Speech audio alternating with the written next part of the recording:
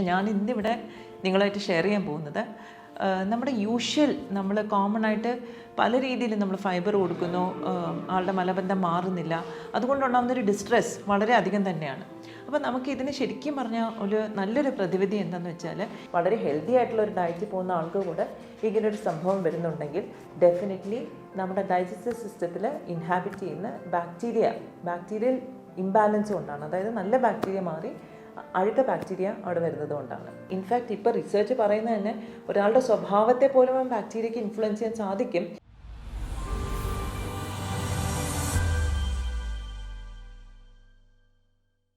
Hello everybody, ഞാൻ doctor Trishna, chief physician and medical director, Samatvam wellness, Trivandrum. എൻ്റെ കോളേജിലുള്ള വൈവ ക്വസ്റ്റ്യൻ വളരെ രസകരമായിട്ടുള്ളൊരു ക്വസ്റ്റ്യൻ ആയിരുന്നു. ഞങ്ങൾക്ക് വന്നിരുന്ന എക്സ്റ്റേണൽ എക്സാമിനർ ചോദിച്ച ഒരേ ഒരു ക്വസ്റ്റ്യനേ ഉള്ളൂ: ഏറ്റവും കൂടുതൽ കോൺസ്റ്റിപ്പേഷൻ ഏതൊരു കാറ്റഗറി ഓഫ് പീപ്പിളിലാണ് കണ്ടുവരുന്നതെന്ന്. ഡെഫിനറ്റ്ലി നമ്മുടെ ഏർബൻ കമ്മ്യൂണിറ്റി, അതായത് ടൗണിലും നഗരങ്ങളിലും എല്ലാം താമസിക്കുന്നവർക്കാണ് കോൺസ്റ്റിപ്പേഷൻ കൂടുതൽ കണ്ടുവരുന്നത്. നാട്ടുപ്രദേശത്തുള്ളവർക്ക് നാച്ചുറലി കോൺസ്റ്റിപ്പേഷൻ്റെ നമ്പർ കുറവായിരിക്കും. കാരണം എന്താണ്? അവരുടെ ഭക്ഷണത്തിലുള്ള നാച്ചുറലായിട്ടുള്ള ഫൈബറും ബാക്കി കാര്യങ്ങളൊക്കെ. പക്ഷേ ഇത് കുറേ വർഷം, ഒരു 10-15 വർഷം മുമ്പേ ഉള്ള ഒരു ഇൻഫർമേഷനായിരുന്നു. ഫൈബർ നമ്മുടെ ഭക്ഷണത്തിൽ കുറയുന്നു, അതുകൊണ്ട് നമുക്ക് കോൺസ്റ്റിപ്പേഷൻ വരുന്നു എന്ന്. അതുകൊണ്ട് തന്നെ ഒരുപാട് ഫൈബർ റിച്ച് ഫുഡ് കഴിക്കാൻ തുടങ്ങി. കുറേ പേര് ഇസബ്ഗോൾ അല്ലെങ്കിൽ എന്താ പറയുന്നത് ഫൈബർ ആയിട്ട് തന്നെ ഡയറ്ററി സപ്ലിമെൻ്റ് ഒക്കെ എടുക്കാൻ തുടങ്ങി. ഡെഫിനറ്റ്ലി കുറേ പേർക്കെങ്കിലും കോൺസ്റ്റിപ്പേഷൻ ഇത് വളരെ ഇഫക്റ്റീവായിട്ട് തോന്നിക്കാണും. പക്ഷേ മലബന്ധം എന്ന് പറയുന്നത് ഫുഡിൽ ഫൈബർ ഇല്ലാത്തത് കൊണ്ട് മാത്രമാണോ ഉണ്ടാകുന്നത്? ഒരിക്കലുമില്ല. മലബന്ധം ക്യാൻ ബി സിംറ്റം ഓഫ് ഒത്തിരി ഡിസീസസ്. പക്ഷെ ഞാൻ ഇന്നിവിടെ നിങ്ങളായിട്ട് ഷെയർ ചെയ്യാൻ പോകുന്നത് നമ്മുടെ നമ്മൾ കോമൺ ആയിട്ട് പല രീതിയിൽ നമ്മൾ ഫൈബർ കൊടുക്കുന്നു, ആളുടെ മലബന്ധം മാറുന്നില്ല, അതുകൊണ്ടുണ്ടാകുന്നൊരു ഡിസ്ട്രെസ് വളരെ അധികം തന്നെയാണ്. അപ്പോൾ നമുക്ക് ഇതിന് ശരിക്കും പറഞ്ഞാൽ ഒരു നല്ലൊരു പ്രതിവിധി എന്താണെന്ന് വെച്ചാൽ, ഇപ്പം ഒരുപാട് റിസർച്ച് ചെയ്യുന്ന ഒരു ഏരിയയാണ് നമ്മുടെ ഡൈജസ്റ്റീവ് സിസ്റ്റത്തിലുള്ള ഹെൽത്തി ബാക്ടീരിയനെ പറ്റി. ഇതിന് ഗട്ട് ബാക്ടീരിയ എന്ന് പറയും. സാധാരണഗതിയിൽ നേരത്തെയൊക്കെ, അതായത് നമ്മുടെ അച്ഛനമ്മമാരുടെ ജനറേഷൻ്റെ സമയത്തൊക്കെ ഇതിൽ വലിയ പ്രശ്നം ഉണ്ടായിരുന്നില്ല. കാരണം അന്നത്തെ കാലത്ത് അവരുടെ ഫുഡ് ഹാബിറ്റ്സ് എന്ന് പറയുന്നത് നമ്മുടെ പറമ്പിലുള്ള ഫ്രൂട്ട്സ് ആൻഡ് വെജിറ്റബിൾസും ഒക്കെ ആയിരിക്കും കഴിക്കുന്നുണ്ടാവുക. പുറത്തുപോയി അങ്ങനെ കഴിക്കലില്ല. പിന്നെ ഈ പറഞ്ഞ കണക്ക് ഹോട്ടലിൽ നിന്ന് സൊമാറ്റോയും സ്വിഗ്ഗിയും ഓർഡർ ചെയ്ത് കഴിക്കുന്നൊരു പോസിബിലിറ്റി ഒന്നുമില്ല. I think nobody even thought about it. പക്ഷേ ഇന്നത്തെ കുട്ടികൾ ഫേസ് ചെയ്യുന്നൊരു ചാലഞ്ച് എന്താണെന്ന് പറഞ്ഞാൽ, ഫ്രഷ് ആയിട്ടുള്ള ഫുഡ് വളരെ മിനിമലാണ് അവൈലബിൾ. കൂടുതലും ഫ്രോസൺ ഫുഡ്സാണ്. മാത്രമല്ല ഈ ഫ്രോസൺ ഫുഡിൻ്റെ പ്രത്യേകിച്ച് റീഹീറ്റ് ചെയ്യുന്നതോറും, ഓരോ പ്രാവശ്യം നമ്മളിത് കുക്ക് ചെയ്യുന്നതോറും ഇതിൽ കുറേ കൂടി ന്യൂട്രിയൻസ് കുറഞ്ഞു വരികയാണ്. അപ്പോൾ നാച്ചുറലി നമ്മൾ കഴിക്കുമ്പോൾ ഇതിനകത്ത് ന്യൂട്രിയൻസ് എന്ന് പറഞ്ഞാൽ വളരെ കുറവായിരിക്കും. പക്ഷേ നമ്മൾ ഒരുപാട് വില കൊടുത്ത്, അതായത് എനിക്ക് തോന്നുന്നൊരു നമ്മൾ സൊമാറ്റോയിലും സ്വിഗ്ഗിയിലൊക്കെ ഓർഡർ ചെയ്യുമ്പോഴത്തേക്ക് ഇരട്ടി വില കൊടുത്ത് സാധനം ഓർഡർ ചെയ്യുന്നു. ടേസ്റ്റ് ഉണ്ടാവും, പക്ഷേ നമ്മൾ ആരോഗ്യത്തിന് വലിയ മെച്ചമൊന്നും അതുകൊണ്ടില്ല. ഇൻഫാക്റ്റ് അത് ദോഷമാണ് ചെയ്യുന്നത്.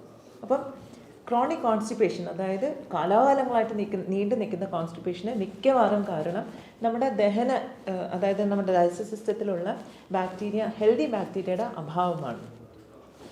പ്രത്യേകിച്ചും ഇത് ഒരുപാട് വർഷങ്ങളായിട്ട് നീണ്ടു നിൽക്കുന്ന കോൺസ്റ്റിപ്പേഷൻ ആണെങ്കിൽ അത് ഡയറ്റ് ഓറിയൻറ്റഡ് അല്ല. കാരണം എനിക്ക് ഈയിടയ്ക്ക് ഒരു പേഷ്യൻ്റ് ഉണ്ടായിരുന്നു. പുള്ളിക്കാരിക്ക് കുട്ടിക്കാലം മുതലേ കോൺസ്റ്റിപ്പേഷൻ ഉണ്ട്. പക്ഷേ ഈ ഇടയായപ്പോഴത്തേക്ക് അത് വളരെ മോശമായി. അവരെന്ന് പറഞ്ഞാൽ IIM പ്രൊഫസറാണ്. അപ്പോൾ പുള്ളിക്കാരി വളരെ ഓർഗാനിക് ഫുഡാണ്, വളരെ ഹെൽത്ത് കോൺഷ്യസ് ആണ്, യാതൊരു വിധത്തിലുള്ള ജങ്കും ഒന്നും കഴിക്കില്ല. But still she got a very very severe episode of constipation.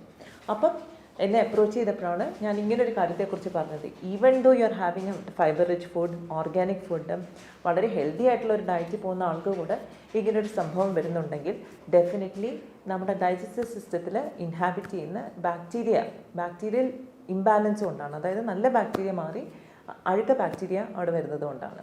ഇതെങ്ങനെ സംഭവിക്കുന്നു? സത്യം പറഞ്ഞാൽ നമ്മുടെ കുട്ടിക്കാലത്തൊക്കെ നമുക്കൊരു ചെറിയൊരു പനി വരുമ്പോഴോ ഇൻഫെക്ഷൻ വരുമ്പോഴത്തേക്ക് പലപ്പോഴും ഡോക്ടറെ അടുത്ത് കൊണ്ടുപോകുമ്പോൾ എക്സ്റ്റെൻസീവായിട്ട് ആൻറ്റിബയോട്ടിക്സ് യൂസ് ചെയ്തിരുന്ന ഒരു കാലം ഉണ്ടായിരുന്നു. ഇപ്പോഴൊക്കെ കുറേ പീഡിയാട്രീഷ്യൻസൊക്കെ ആൻറ്റിബയോട്ടിക് അത്യാവശ്യമില്ല, വേണമെങ്കിൽ കഴിച്ചാൽ മതി എന്നുള്ളൊരു കോൺസെപ്റ്റിലേക്ക് പോയിട്ടുണ്ട്.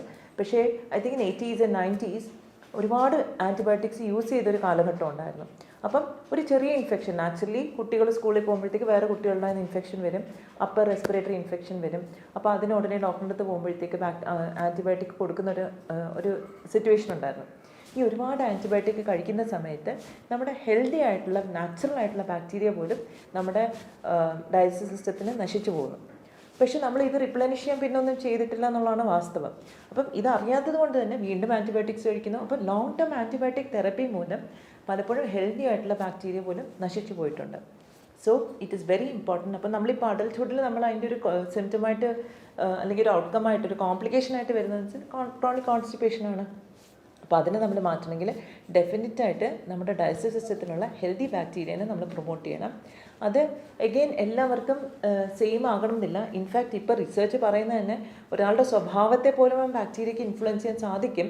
കാരണം തലച്ചോറിലുണ്ടാകുന്ന ന്യൂറോ ട്രാൻസ്മിറ്റേഴ്സ് കെമിക്കൽസ് നമ്മുടെ ഗട്ടിനകത്തും നമ്മുടെ ഡൈജസ്റ്റീവ് സിസ്റ്റത്തിനകത്തും ഉണ്ടാക്കുന്നുണ്ട്. അതുകൊണ്ടാണ് നമ്മുടെ ബിഹേവിയറും ഇതുപോലെ ചില രീതിയിലൊക്കെ ആകുന്നതെന്നുള്ളൊരു കോൺസെപ്റ്റിലേക്ക് കൂടെ വരുന്നുണ്ട്. അപ്പം ഞാൻ പറഞ്ഞത് എന്താണെന്ന് വെച്ചാൽ അത്രയ്ക്ക് ഇമ്പോർട്ടൻ്റ് ആണ് ഈ ബാക്ടീരിയ, ഹെൽത്തി ബാക്ടീരിയ നമ്മുടെ ഇൻറ്റസ്റ്റൈനകത്ത്, നമ്മുടെ സ്മോൾ ഇൻറ്റസ്റ്റൈനകത്തും ലാർജ് ഇൻറ്റസ്റ്റൈനകത്തും എല്ലാം ഉണ്ടാവേണ്ടത്. അപ്പം അതുകൊണ്ട് തന്നെ നമ്മൾ ഏതൊരു ക്രോണിക് കോൺസ്റ്റിപ്പേഷൻ്റെ കേസ് കണ്ടാലും തീർച്ചയായിട്ടും നമ്മൾ fibre rich food, all that is good, നമ്മൾ ഹെൽത്തി ഫുഡ് തന്നെ കഴിക്കണം. Vegetable, fruits, everything should be included in diet. പക്ഷേ നമ്മുടെ ഈ ഒരു ഹെൽത്തി ബാക്ടീരിയയുടെ ഒരു കാര്യം കൂടെ നമ്മൾ ശ്രദ്ധിക്കാനുണ്ട്. അപ്പോൾ അതിനെ what can we start with? നമുക്ക് ചിലപ്പം കമേഴ്ഷ്യലായിട്ടുള്ളൊരു ബാക്ടീരിയൽ കൾച്ചർ ആയിരിക്കില്ല. We can just start with തൈര്. നമ്മുടെ വീട്ടിലുണ്ടാകുന്ന തൈര് തന്നെ നമ്മൾ ധാരാളം കൺസ്യൂം ചെയ്യാം.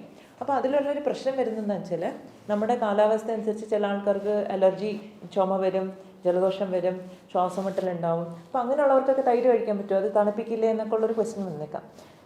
നമുക്ക് സമ്മർ മന്ത്സിൽ, അതായത് നമ്മുടെ നല്ല ചൂടുള്ള നമുക്ക് കുറേ കാലമുണ്ട്. ഇപ്പോൾ എനിക്ക് തോന്നുന്നത് കർക്കിടകം കഴിഞ്ഞാൽ തന്നെ ഭയങ്കര ചൂടായി.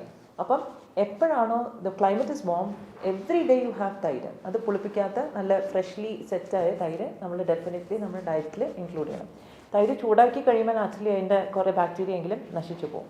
പിന്നെ ഇനിയിപ്പോൾ തൈര് കഴിക്കാൻ ബുദ്ധിമുട്ടുള്ളവർക്കാണെങ്കിൽ അതൊരു മോരിൻ്റെ രൂപത്തിൽ, പച്ചമോരിൻ്റെ രൂപത്തിൽ കഴിക്കാം. അപ്പോൾ അതും ധാരാളം ഡയറ്റിൽ നമ്മൾ ഇൻക്ലൂഡ് ചെയ്യണം. അപ്പോൾ രാവിലെ, ഉച്ചയ്ക്ക്, വൈകുന്നേരം 2-3 തവണയൊക്കെ ആയിട്ട് കഴിക്കാം. പക്ഷേ ഇതിൽ ശ്രദ്ധിക്കേണ്ട കാര്യം എന്ന് വെച്ചാൽ ഒരുപാട് ഉപ്പൊന്നും ഇടരുത്. കാരണം ഉപ്പിട്ട് കഴിഞ്ഞാൽ നമുക്ക് പിന്നെ അത് ഒരു ഹൈപ്പർ ടെൻഷനിലേക്കും അങ്ങനെയൊക്കെ പോകാൻ ചാൻസ് ഉണ്ട്. അപ്പം ധാരാളം ബട്ടർ മിൽക്ക്. എനിക്കൊന്ന് ഇന്ത്യൻ ട്രഡീഷണൽ ഡയറ്റ് പാറ്റേൺ നോക്കിയാൽ നോർത്തിൽ നിന്ന് സൗത്ത് വരെ ഒന്നിൽ ലസ്സി ഉണ്ടാവും, അല്ലെങ്കിൽ കടി ഉണ്ടാവും, അല്ലെങ്കിൽ തൈര്. ഇങ്ങനെ എല്ലാ സ്റ്റേറ്റിലുള്ള ക്യുസീനിലും നമ്മൾ ഈ തൈരിൻ്റെ ഒരു ഇൻഗ്രീഡിയൻറ്റ് എന്തായാലും ഉണ്ടായിരുന്നു. നമുക്കാണെങ്കിൽ മോര് കാച്ചിയതും പച്ചമോരും എല്ലാം ഉണ്ട്. അപ്പോൾ അതിൻ്റെ മാക്സിമം ബെനിഫിറ്റ് നമ്മൾ യൂട്ടിലൈസ് ചെയ്യണം. ഇന്ന് പാശ്ചാത്യരാണ് നമ്മുടെ തൈരിൽ ഇതുണ്ട് അല്ലെങ്കിൽ മഞ്ഞളിൽ ഇതുണ്ടെന്നൊക്കെ പറഞ്ഞിട്ട് അവർ പേറ്റൻറ്റ് എടുക്കുന്നു. പക്ഷെ നമ്മുടെ തനതായ ഇൻഗ്രീഡിയൻസ് ഉപയോഗിച്ച് തനതായ രീതിയിൽ ഭക്ഷണം നമ്മൾ പ്രത്യേകം ഉപയോഗിക്കാനായിട്ട് ശ്രദ്ധിക്കണം.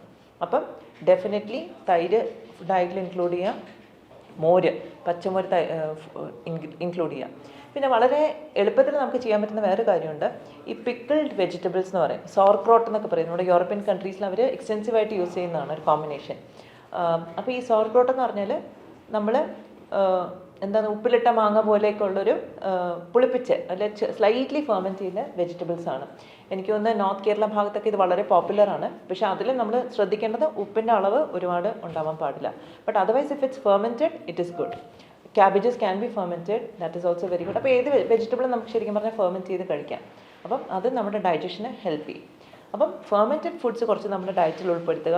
തൈര്, ബട്ടർ മിൽക്ക്, അതായത് പച്ചമോര്, ഇത് ഇത്രയും തന്നെ ഉൾപ്പെടുത്തി കഴിഞ്ഞിട്ടുണ്ടെങ്കിൽ കുറേയൊക്കെ നമുക്ക് ഈ ലോസ്റ്റ് ആയിട്ടുള്ള ഡൈജസ്റ്റീവ് ബാക്ടീരിയനെ നമുക്ക് റീപ്ലനിഷ് ചെയ്യാനായിട്ട് സാധിക്കും. പിന്നെ ചില ആൾക്കാർക്ക് സ്പെസിഫിക് ആയിട്ടുള്ള ഹെൽത്ത് കണ്ടീഷൻസ് ഉണ്ട്, അൾസറേറ്റീവ് കൊളൈറ്റിസ് അല്ലെങ്കിൽ ഇറിറ്റബിൾ ബവൽ സിൻഡ്രോം, അതിലൊക്കെ വരുന്ന കോൺസ്റ്റിപ്പേഷൻ ആണെങ്കിൽ അതുപോലെ തന്നെ ട്രീറ്റ് ചെയ്യണം. കാരണം അത് അണ്ടർലൈൻ ഒരുപാട് പെത്തോളജീസ് ഉള്ളൊരു കണ്ടീഷനാണ്. അപ്പോൾ അതിൻ്റെ രീതിക്ക് തന്നെ മുറയിൽ തന്നെ നമ്മളത് കണ്ടുപിടിച്ചിട്ട് അത് ട്രീറ്റ് ചെയ്യണം. അപ്പം ഡെഫിനറ്റായിട്ടും എല്ലാവരും ഈ പറഞ്ഞ കാര്യങ്ങൾ ഡയറ്റിൽ ഇൻക്ലൂഡ് ചെയ്യുക. Very simple, which we can do it at home. And നമ്മുടെ ഡയറ്റും നമ്മുടെ ഹെൽത്തും എല്ലാം ഇമ്പ്രൂവ് ആവട്ടെ. Thank you very much.